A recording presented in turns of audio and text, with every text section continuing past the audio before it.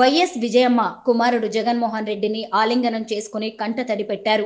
తీవ్ర భావోద్వేగానికి గురయ్యారు. దీంతో జగన్ తల్లిని ఓదారుస్తూ మౌనంగా ఉండిపోయారు. జగన్ వైఎస్ సమాధి వద్ద నుంచి వెళ్లిన తర్వాత కూడా విజయమ్మ కంట కన్నీరు ఆగలేదు.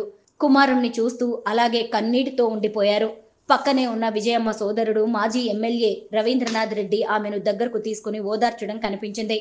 కుటుంబ సభ్యులు కూడా కొంత భావోద్వేగానికి గురయ్యారు. వైసీపీ అధికారం కోల్పోయిన తర్వాత తొలిసారి జగన్ను విజయమ్మ కలుసుకున్నారు.